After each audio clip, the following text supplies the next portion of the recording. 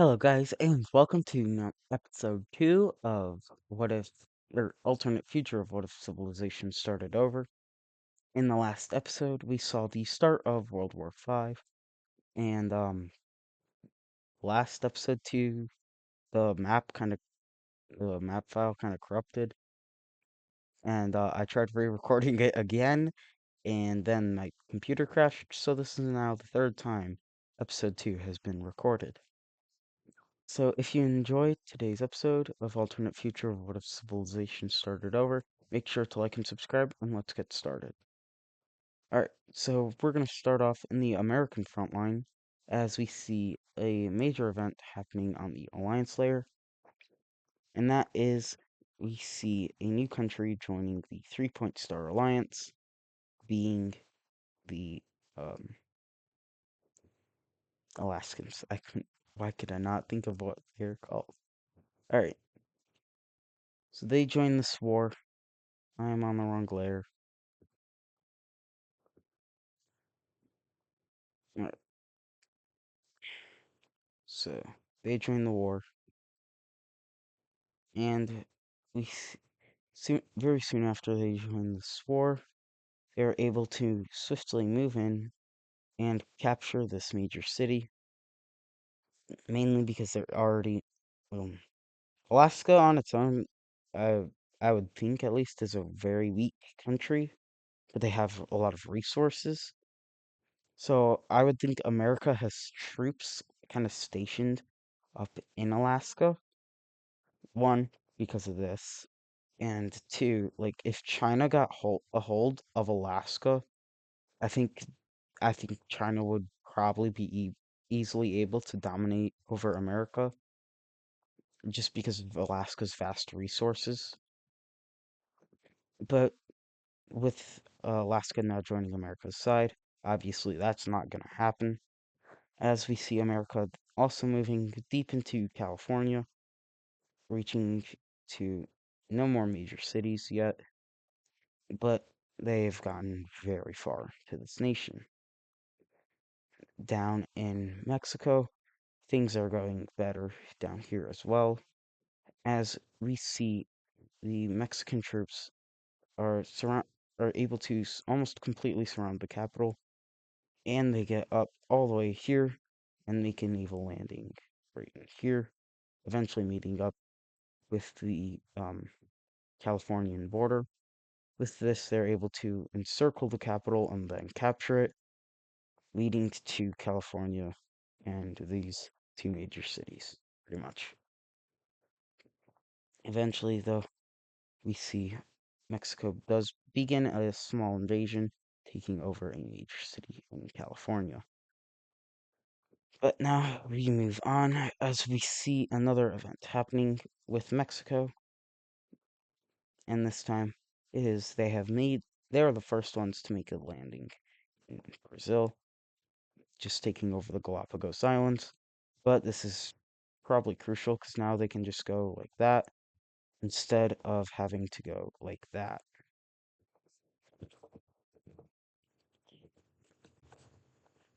So Mexico has gotten the first hits of Brazil, but that does not last very long at all anyway, as America will then take over a few islands outside of Brazil,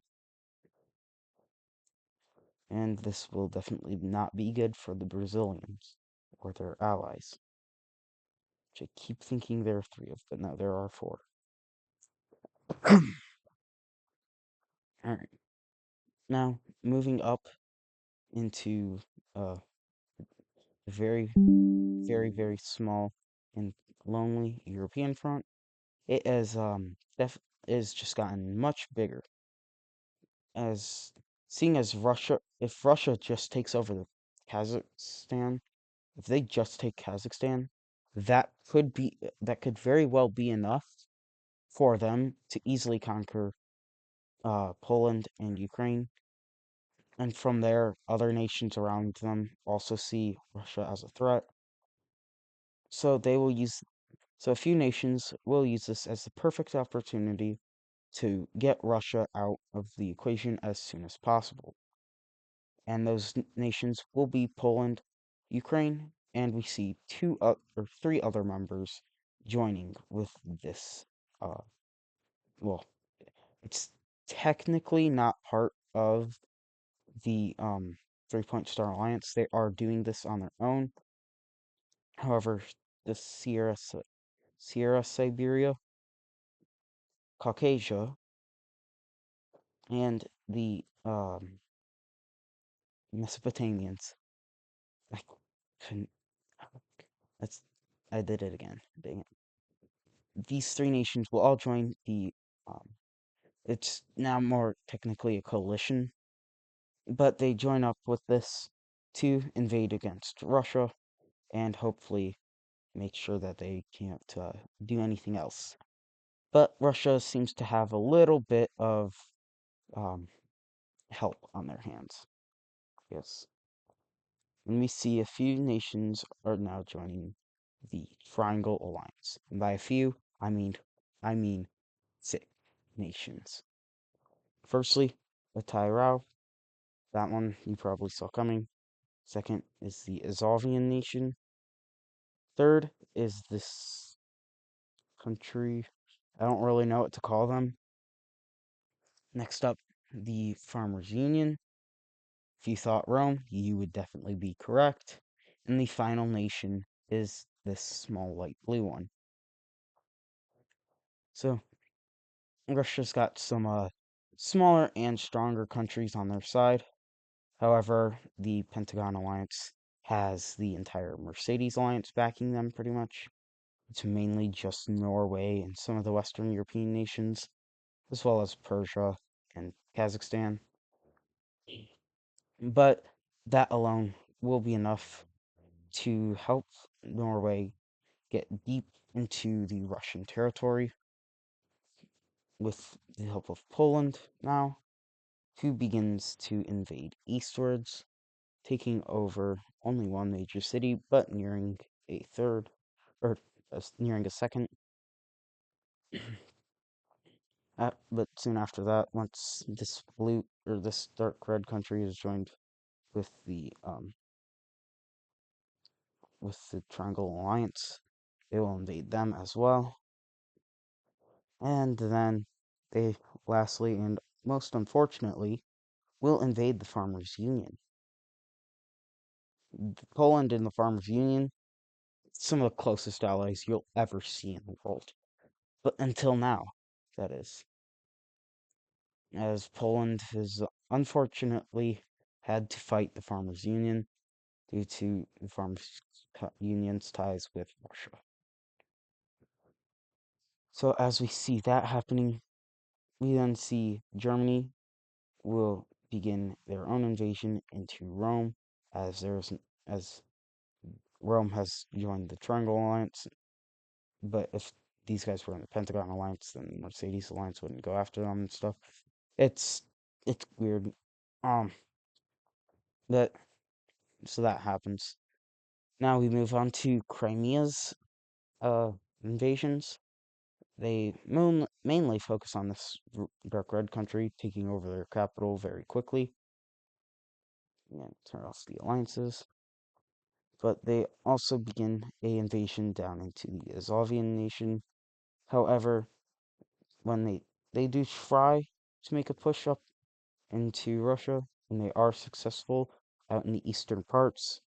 However, over in the capital area, they are unsuccessful, and they are pushed into. There is no movement on the front line between the Farmers Union and the Gold Team, however. Alright, now for Caucasia, they only have one push that they make, and that is into the Azovian nation.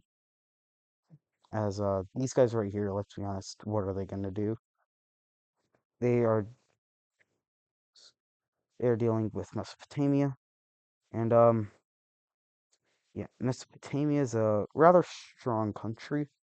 They aren't top 5 or top 10 even yet, but they can definitely handle these guys, as we see.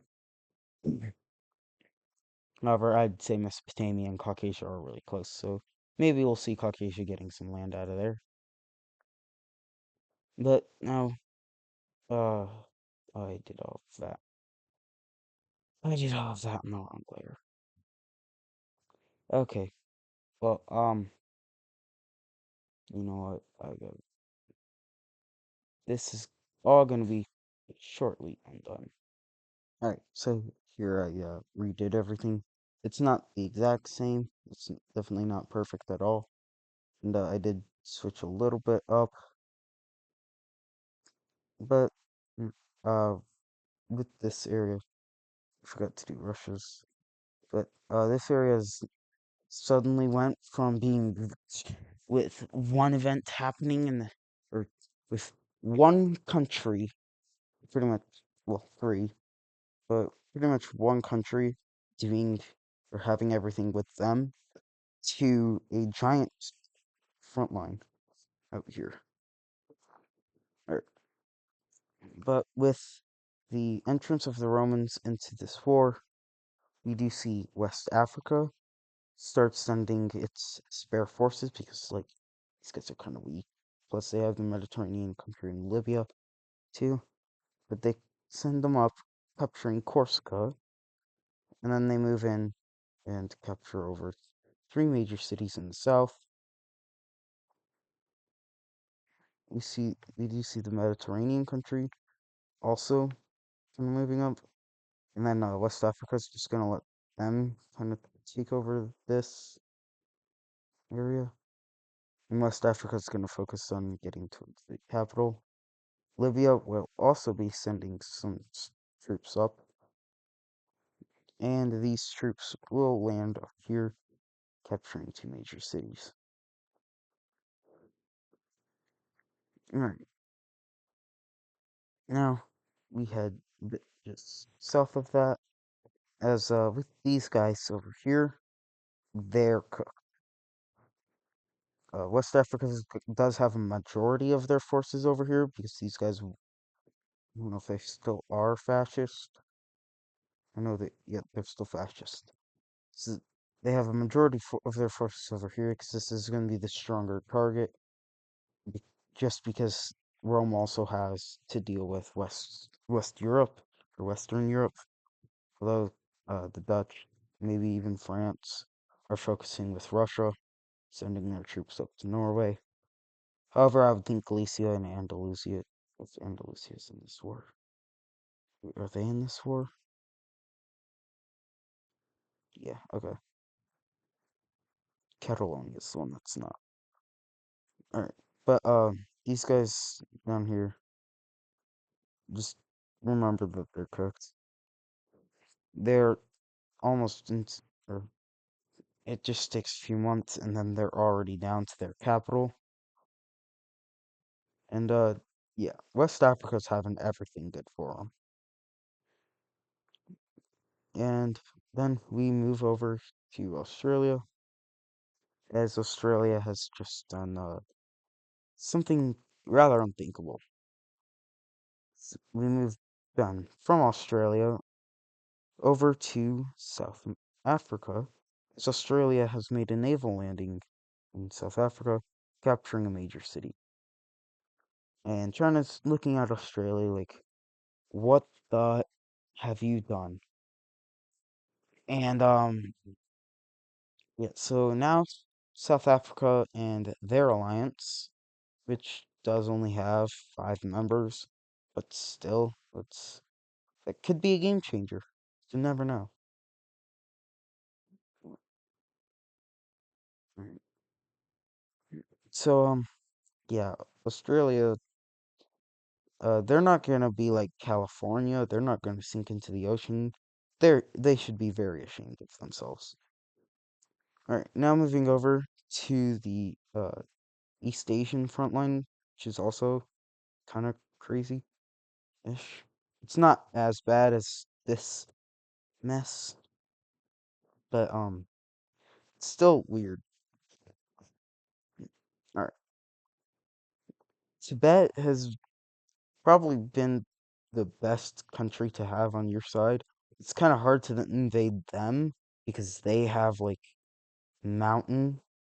Everywhere is mountainous, pretty much in their country. So there's not really a big point in getting through their country, but because they're like, admittedly, they are probably one of the stronger non-top 10 countries in the world. Like these guys, Kaz or Kazakhstan, probably Libya, maybe these guys down here too. I don't think they're in top 10. Obviously, Mesopotamia and Arabia would be, maybe South China. Yeah, they're up there, definitely. Mexico's top 10 at this point. But the spot they're having the most success in seems to be China, as are able they are able to help India push China out, and this ends up in India being able to get up to about right in here, where China has set up a kind of a wall. However, this does not stop India from going into the orange, which China's like, you'd think they like these guys because they're like, historically these two could be the closest two countries in the world. But yeah, no, China's focusing all its troops up in Siberia. And we see that's true because Siberia is they're devastating force to these other Siberians. And these guys just keep moving through this brown country. Seafoams are better. Seafoam team is just better than these guys. Let's be honest. These guys are built different. These guys are built. They're just built. But we see the Seafoam Siberians just get so far through this country that they start to invade the Kazakhstan nation. So we see the Mercedes Alliance tries to get these guys on their side, and before they even fully join the alliance, the Siberians are just going to be absolute menaces and invade them too. And while they're doing this, their capital is also being captured right now. Like, it is captured. So they use the Green Team's secret tool, nationalism, and push back against them. So that's fun for Seafoam Siberia. Not only that, they are also now entering into the Amur country, who major logistical failure on their side. This is not just because of Seafoam Siberia's absolute power. And this is also because, not totally because I want Seafoam Siberia to be a major player in the next episode, but yep. So we'll move on from that front to and the final part of this episode. This definitely does not go with my original plan for this, but if we go on to the AN layer, and we're going to take a few of these nations, which there's quite a few of. So we're going to take a few of these nations, and they all form an alliance. And this is the anti-World War Alliance. Maybe because the AN was built on not going to war, but its big founders are Tanzania, Ethiopia, Arabia, the both of these orange teams. We then see Ireland and Greece join this as well. Finland, coming down here, the red team and the purple team, and a couple other smaller African nations. And I'm once again on the wrong layer. So, alright. These countries all work together, forming the Anti-World War Alliance. Oh no, I know what I did. Okay, yep. Well, uh, pretend the alliance has formed, but that will do it for today's episode of Alternate Future of What If Civilization Started Over. If you enjoyed, make sure to like and subscribe, and I'll see you in the next one after I figure out what to do with this capital stuff. Here we have the quick map update. It's literally only for the alliances. Nothing else was really changed other than what I had to fix up. This, all the countries with 4-point star are the anti-World War Alliance members. There is also the Caspians right here. But that is actually